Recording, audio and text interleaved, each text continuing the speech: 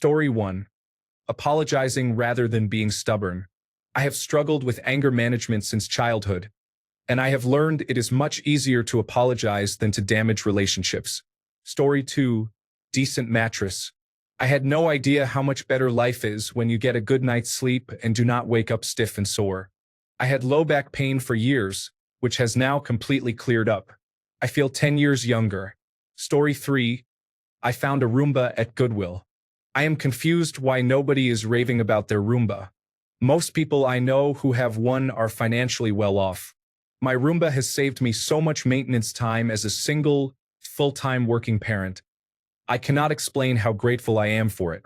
My cat and daughter always leave little debris around the house, and I usually have to do a full vacuuming every weekend. Turning the Roomba on daily has drastically reduced that and makes my house feel cleaner. Story 4. I stopped caring about what people thought of me when I said no. I used to feel a lot of pressure to go out and help others, but I finally realized that when the situation was reversed, people had no issue saying no to me. Took a huge weight off my shoulders. Story 5. After a huge breakup, I realized that I have only myself and no one else on this earth. Someone can help you and talk to you, but at the end of the day, you're alone in your bed, and those people are living for themselves. So trust yourself, love yourself, and be yourself. You are irreplaceable. Story 6. Letting people help me. I used to think that the people in my life would love me more if I never really let them in, especially when I was struggling. I reached a pretty dark place because I didn't want to be a burden to anyone else. I was in despair. I thought nothing could make my life worth living. It got so bad I couldn't hide it anymore. I improved because I stopped isolating myself and let the people who care about me in. I let them help me, listen to me, and be there for me. Leaning on those who are close to you is the best thing you can do. Being vulnerable is hard and sometimes it hurts, but it's also necessary to create meaningful relationships with others. I believe that is one of the most important things we can do in life. I'm so grateful for my friends. Story 7. For years, I would get really angry at other drivers for their behavior on the road. Chiefly cell phone use while driving, but also things like driving too fast or too slow, cutting me off in traffic, or other aggravations. I used to get enraged about it, screaming, cursing, and ranting to family and coworkers afterward. It was just bad. Last fall, I had an epiphany. I had been getting enraged like that for 20 years, and it never once affected the other drivers. People still use their phones. They still drive too fast or too slow. Essentially, a significant percentage of people drive as if they shouldn't be behind the wheel of a vehicle. My anger hasn't changed a single person and never will. So why am I allowing this to affect me? It's a waste of energy. Now, when I see that behavior, I try to remember that. I'm not saying I don't get angry, but I remind myself of the futility of the anger, and it helps. I can usually brush off such behavior by muttering something like, "fool," and continuing with my day. That realization has been a major help in easing my stress and anger over the last several months. Story 8. I will give myself an hour in the morning to get ready instead of rushing out the door. I will drink plenty of water in the evening, especially if I am consuming alcohol. In fact, I will aim to drink water consistently throughout the day. I will regularly go to the gym. I will learn to cook. I will switch to cycling and trains for transportation. I aim to become my own boss. Story 9. Stop falling in love with people's potential. That is just your imagination you are in love with. See people for who they are and their actions over words. Story 10. Can I just say that I love your question? I am looking through everyone's posts to see what I could also benefit from. Thank you, everyone. Story 11. I always had enormous breasts, like a double G, and I have a petite frame. I spent my younger years being sexualized too early by men who interpreted my large breasts as an invitation. I felt embarrassed in swimsuits and tank tops. They were uncomfortable, heavy, and hot, causing heat rashes, bruises, and pain in my shoulders. I felt like they were the first thing anyone noticed about me. After a close friend passed away from sepsis, it opened my eyes, and I realized I needed to take action. My insurance covered the surgery, which was intense and challenging, but I never regretted it for a second. I wish I could go back and tell my 22-year-old self to get the surgery done instead of waiting until I was 35. The greatest blessing is not having to notice my breasts on a daily basis. I am free. Story 12, retire. I worked until I was 73. I was fearful I would be bored not working. Guess what? I am not bored. Story 13, downsizing. I'm getting rid of the clutter around me. Instead of having multiple duplicates of everything, I now have one good item for each type. I stopped keeping all the kindergarten art that my kids don't care about. I am unafraid to take loads of stuff to charity or to the dumpster. I have one good set of pans, one good set of knives, and one good pair of earbuds. I should have done this 20 years ago. Story 14, hysterectomy. My problems weren't severe enough before, but life is so much better. Story 15, going to bed at 10 p.m. instead of 11:30 p.m. Reducing carbohydrate intake. Lifting weights a few times a week. Walking every day. Reading The Power of Now by Eckhart Tolle. Taking cold showers. Learning or practicing new skills daily. Story 16, learning how to cook. I didn't really get into home cooking until my late 30s. Despite having a family of professional chefs and highly regarded home cooks, including my father, I have reached a point in my cooking journey where I create my own dishes instead of just following recipes. It is a lot of fun, and I will never stop doing that. Story 17, I shouldn't have listened to negative voices from people I thought wanted me well. If I had only known how much negative voices hurt and damage one's soul, I understand that now too well. Story 18, realizing that once something has happened, it is just how it is. Instead of giving myself stress by constantly thinking about how I could have done it better or differently, I looked at the situation and considered what I can do moving forward to improve it. If I struggled studying for an exam, instead of moping around and complaining, I focus on my next steps for future exams. I can only take control of the future, not change what has already happened. This approach has significantly reduced my stress. Story 19, medication for attention deficit hyperactivity disorder. I can't believe how jarring it was to experience how everyone else functions. I was a girl in school in the late 1980s and 1990s, so attention deficit hyperactivity disorder didn't exist for girls, even though both my brothers had it.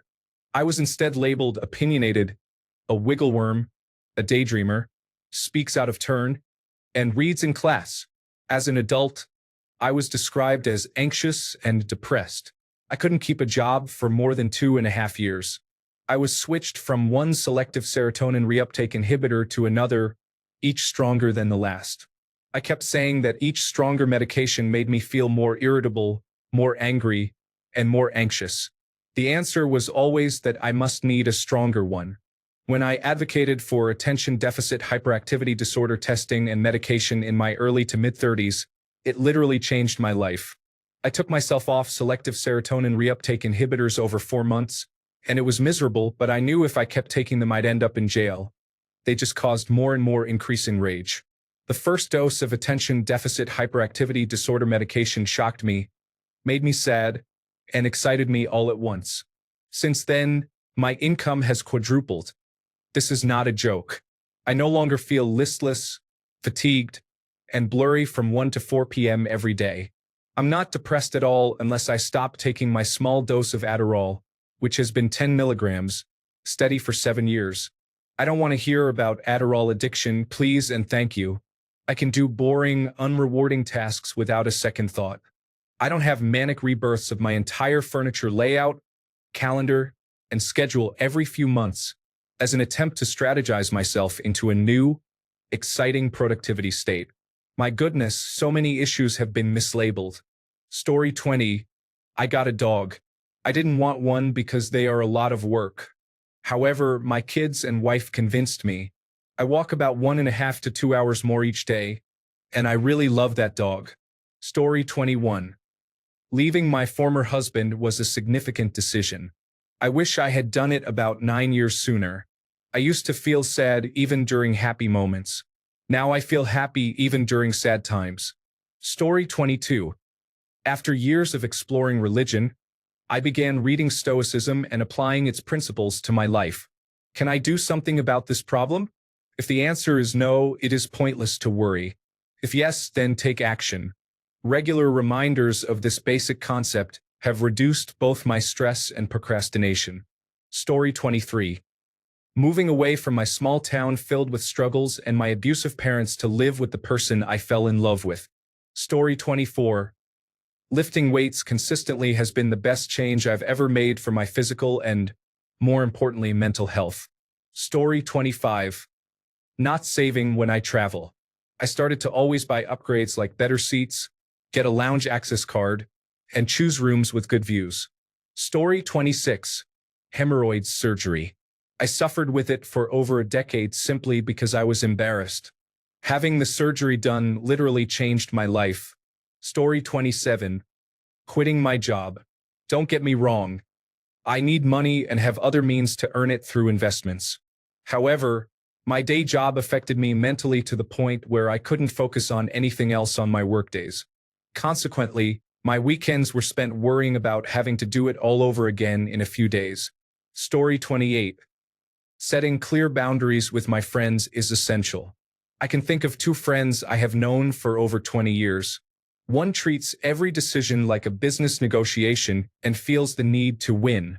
The other is unpredictable, and being with him often puts me in dangerous situations where I fear arrest, getting beaten up, or being so intoxicated that I can't get home. I would always go along with their plans despite my dislike for it, because they were my friends, and I did not want to disappoint them or argue. After some time, I realized I did not owe them explanations or need to please them. The purpose of spending time with someone is to enjoy it, and if it stops being enjoyable, I can advocate for myself or leave. My history with them does not obligate me to accommodate them for its own sake. So, I began to say no to things or unapologetically request what I wanted. This change put a strain on our friendships. I stopped talking to the first friend and kept low contact with the second. However, it did wonders for my mental health. I am saddened that our friendships did not endure, but that was not a reason to continue going along. For example, the first friend was visiting, and I made time to see him. We made plans, and I explained that I had to leave by a certain time because I had work in the morning. He kept trying to change our plans on the fly to suit his whims and then attempted to negotiate how late I could stay out. He suggested a restaurant that was an hour out of my way, claiming it was better than what we had agreed to, and suggested I could just pay for a taxi instead of taking the train. Eventually, I told him that I wanted to stick to the original plan or find another place nearby because the alternative meant an extra 2 hours on my commute or spending around $100 for a taxi. When he pressed the issue, I told him I do not negotiate with unreasonable demands. Story 29. Divorce significantly improved every aspect of my life, particularly my physical and mental health. Story 30. Working multiple part-time jobs instead of one full-time job has worked for me. Although I loved my full-time job, I sometimes felt constrained by sitting in one place and doing the same task for 8 hours a day, 5 days a week. Now I have 4 jobs. My old office job about once a week, remote freelance, 2-hour shifts, an unpredictable gig once or twice a month, 1 to 4 hour shifts, a restaurant job twice a week, 6-hour shifts, and a reception job 3 days a week, 4.5-hour shifts. Currently, no job exceeds 14 hours per week, but altogether, I am making nearly twice what I earned at my full-time job while working fewer hours.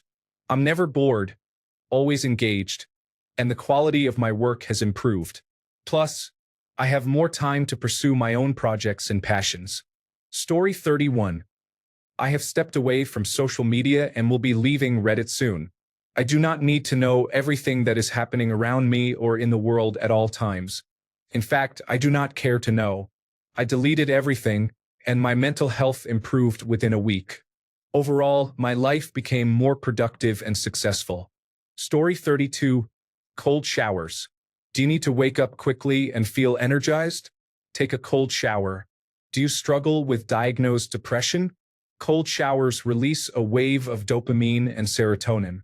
While not a cure, I genuinely look forward to it every day. Want to learn about self-discipline or mental toughness? Stand under that cold water every morning at 6 a.m. and force yourself to embrace it. Small steps count. Is it a hot day? Take a cold shower. Want to reduce inflammation after a workout or injury, but don't have a tub for an ice bath? A cold shower can help. Need to increase circulation? Cold showers can assist with that. Strengthen your immune system by promoting the production of white blood cells? Cold showers can contribute. Want to boost your metabolism? While it's unclear if cold showers help with weight loss, your body works hard to burn energy to maintain its core temperature. I am not a scientist, and I acknowledge that some of these points are linked but unproven. However, extensive research is being conducted on cold therapy, and it definitely has positive effects on the body. Additionally, the placebo effect is real. If you truly believe it will help you, it can. Story 33. This is subtle, but getting zippered mesh laundry bags for socks and underwear has been a game changer. No more lost socks or digging through the pile trying to find a match. Story 34. I only got the air fryer because my oven stopped working. Took me 2 months to decide to get a replacement, and it turned out to be much more than just a replacement. Story 35. Seeking treatment for attention deficit hyperactivity disorder in my 30s took a long time. It was challenging to come to terms with what I missed once I was formally diagnosed and started taking medication. Story 36. I quit drinking. What shocked me was that alcohol influenced my thinking even when I was sober. It felt as though a negative cloud had lifted. Story 37. Learning to stop wasting mental energy comparing myself to others and trying to find the negative in everything. It's easier to simply be happy for others. Story 38. Going to the gym not to lose weight but to train with weights. I feel much stronger, healthier, and happier overall. Story 39. Gain self-respect. I feel lonely, but I don't have anyone treating me poorly and making me question my worth. Story 40. Letting go of my pride. I used to hold a grudge and was constantly filled with anger. I realized the only person it was affecting was myself. I enjoy making the most of my family time because you never know when they might be gone. I would rather have many good memories than regrets. Story 41. Exercise 3 to 4 days a week, sometimes 5. Overall, I have more energy and feel more confident in everything. Story 42. Recovery. I struggled with depression, eating disorders, and self-harm for 15 years. I tried to recover a few times, but I did not give it my full effort. Finally, I became exhausted from hating everything. I was ready to recover. I put a significant amount of effort into addressing my issues. I explored therapy, medication, essential oils, diets, exercise, meditation, writing workshops, self-help books, and cannabidiol. I tried everything. Eventually, I discovered what works for me and what doesn't. I transitioned from full-time to part-time work to focus on my mental health, and after a year and a half, I felt stable enough to know I would be okay. Recovery is not a straight path. I still experience bad days and relapses, but I am doing much better. It is frustrating that I could not feel this good sooner. Story 43. Honestly, not caring too much can be beneficial. It's not what you think. You still show up, train, work, and perform, but the less you struggle with trying to succeed, the more likely you are to succeed. I think Alan Watts discusses this concept in his own way. I recommend giving him a listen. Story 44. At age 55, I lost 165 pounds, over half my original body weight of 295 pounds. My life has changed beyond recognition. Story 45. Organize my fridge by placing the fruits and vegetables in the door instead of in the crisper drawers. In the drawers, I ended up just shoving them in and eventually found a puddle of sludge with some half-edible fruits on top. I spent a lot of extra time removing the drawers and washing them in the sink. Having them in the door helps me see them clearly and know exactly when they need to be thrown away because fruits and vegetables are not supposed to grow mold. Story 46. Changing our surname from a stereotypical Jewish name to a bland English one. Sometimes anti-Semitism manifests as swastikas spray painted on your driveway, or your child being subjected to death threats, and it is painfully obvious. Other times, it appears as a 4 to 6 month job hunt after a layoff, while the rest of your team only needed a couple of weeks. You may end up receiving the absolute lowest end of the pay range when you finally do get hired. You might not realize that anti-Semitism is likely the culprit until the first layoff after the name change. With no changes to your skills or the job market, a 6-day job search leads you to a fully remote position with a 50% raise. If I had known, it would have been my 18th birthday present to myself. Story 47. Ad blockers. I reached 39 years old without using an ad blocker until a full-screen McDonald's advertisement blocked my clicks on the Elden Ring wiki, leaving me with no choice. Now my computer runs super fast because there aren't numerous video ads playing simultaneously in the background. I should have done this much sooner. Story 48. Shrinking my circle of friends was unintentional, but the last few years have really changed people, in my opinion. Things they would not have cared about are now a top priority, probably by design. I never realized how much energy I was wasting on keeping acquaintances alive, along with deleting my social media accounts. Story 49. Opioid replacement therapy changed my life. I used to go to bed every night not knowing if I would wake up, homeless and facing legal charges. Now I have a full-time job, share a house, and have no issues with the law. Story 50. Getting a hysterectomy has been something I always wanted to do sooner, but according to doctors, it was suggested that I might want children someday. I have decided that I do not want children. What I wanted was to stop bleeding excessively to the point of being anemic and to alleviate the crippling pain I experienced all the time. Having that fibroid removed was the best decision I have ever made for myself. Story 51. Quitting drinking. I did a lot of drinking and partying in my early to late 20s. Within a week of quitting, I felt so much better. I haven't had a drink in over 8 years. Story 52. Discovering the concept of early retirement and applying frugality to my routine. I am not sure if I will retire early, but I have no financial stress. Story 53. Cliché as it sounds, going no contact with my abusive ex-family did not magically solve everything, but the number of things that have improved since then is incredible. Even my digestion has changed. I have never looked back. While it does not resolve the existing trauma, it does help to stop adding to it. Story 54. Moving to Florida from the Midwest has allowed me to escape the cold weather. I am finally happy and losing weight. Being able to walk on the beach whenever I want does wonders for my soul. Story 55. I volunteered at a pet rescue and then adopted a dog that had been labeled unadoptable due to aggression issues. I knew I could handle her challenges because I understood her. They were going to euthanize her, so I adopted her. I love this dog like I have never loved anyone before. She has enriched my life more than I can express. I became a dog lover 20 years before I adopted her, and my experiences with many dogs helped me understand her needs and triggers. Volunteering can lead to meaningful experiences. The right dog will come along and they will choose you. Story 56. Good sleep, running 3 times a week, and eating plenty of vegetables were my routine.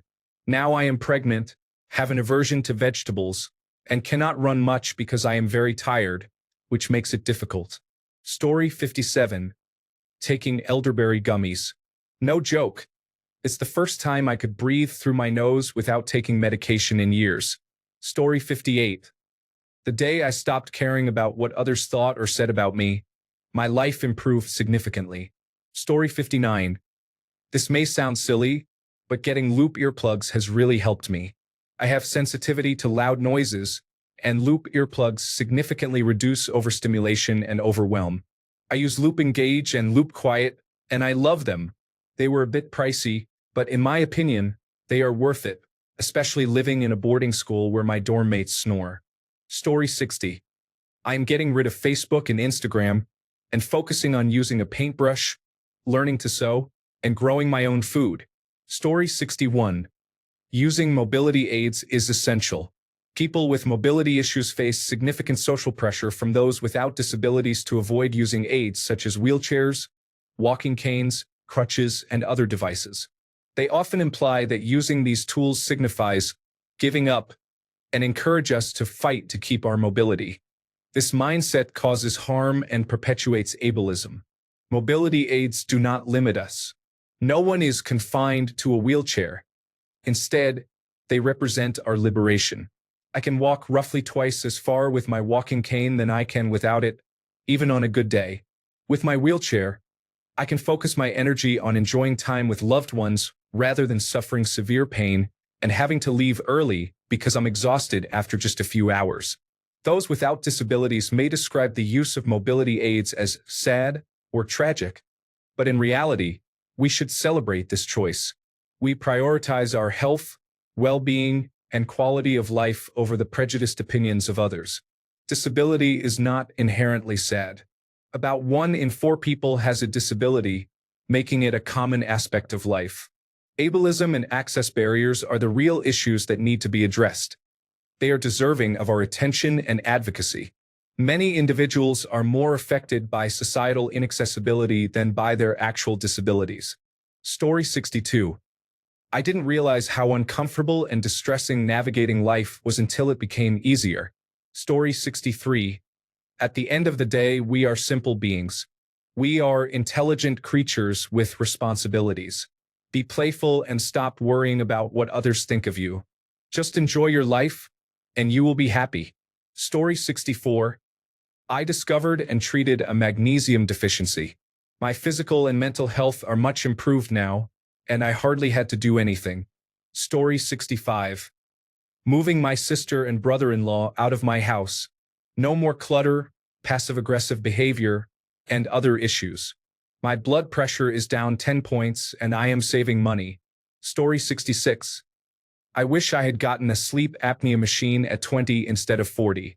I can feel my memory improving after so many lost years. I have no doubt I would have been a better university student if I had this device. Even as a skinny, gangly teenager, I had friends and girlfriends tell me I slept oddly and would stop breathing. Story 67. Moving to a place that is over 1,000 meters above sea level. It's colder here. I live in a tropical country, so it's a great luxury to escape the heat, especially lately. Story 68. Getting sober and learning to prioritize my wife and children has greatly improved my life. It is now 100% better than it was when I was drinking. Story 69.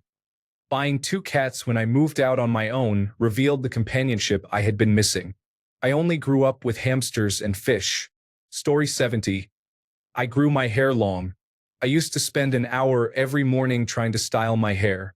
Now I simply shampoo, air dry, and put it in a bun or braid.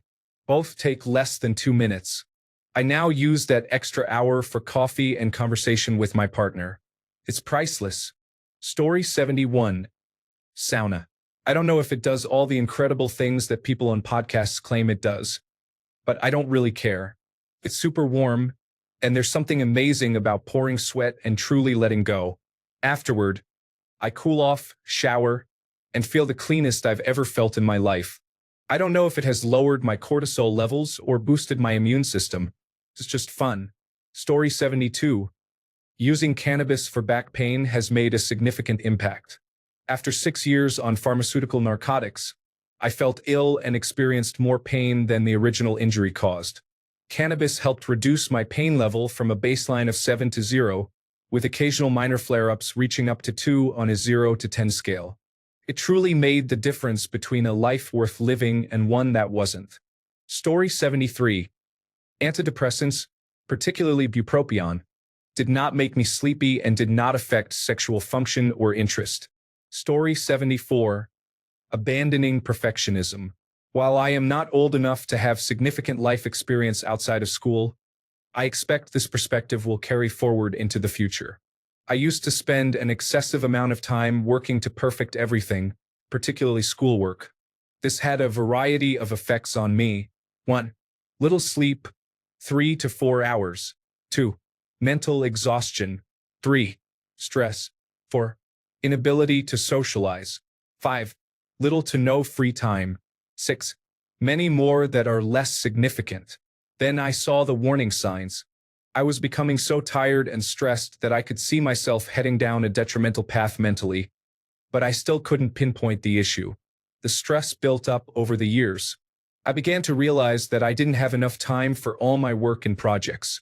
When I turned 16, I got a summer job with a 1-hour commute and my driver's license.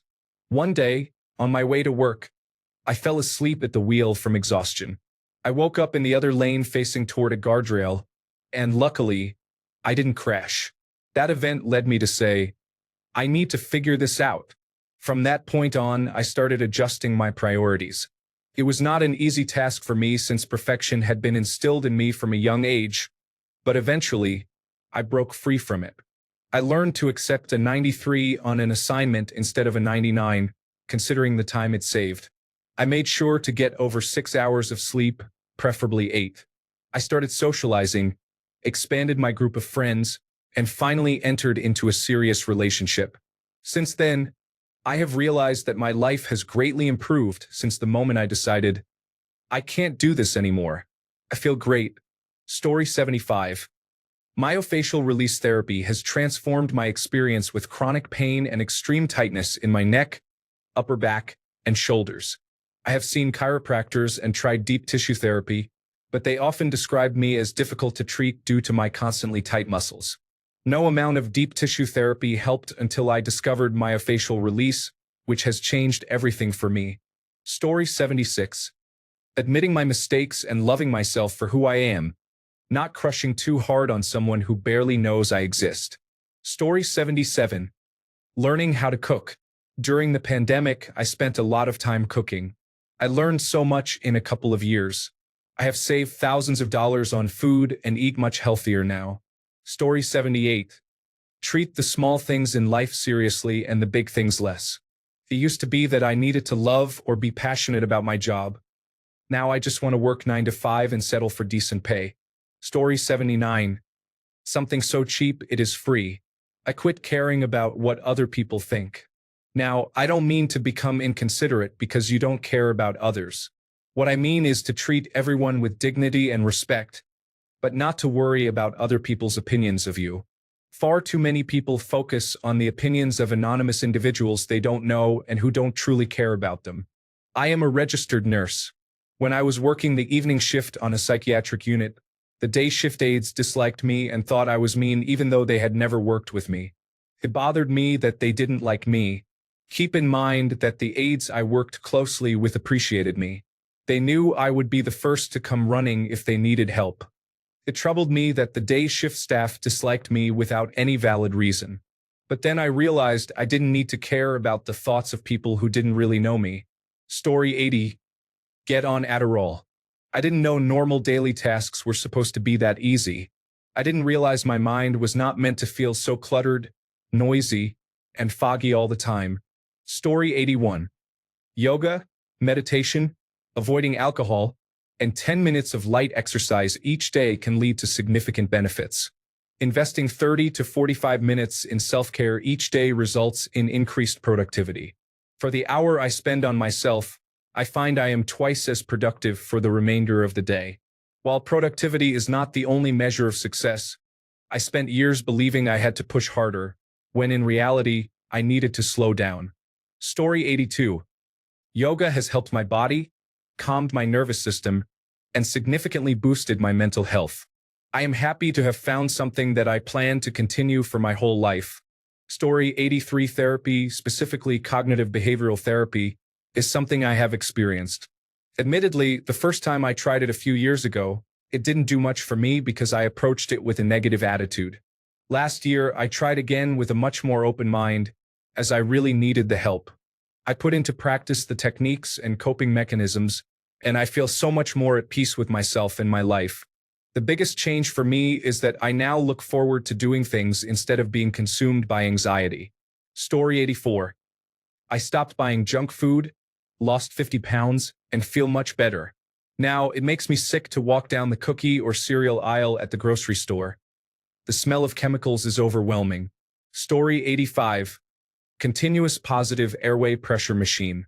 10 years of sleep apnea was so severe that there were concerns the oxygen loss might have caused brain damage, and I could have easily been dead. Now, sleeping actually works, and I feel rested when I wake up instead of feeling nearly dead every morning.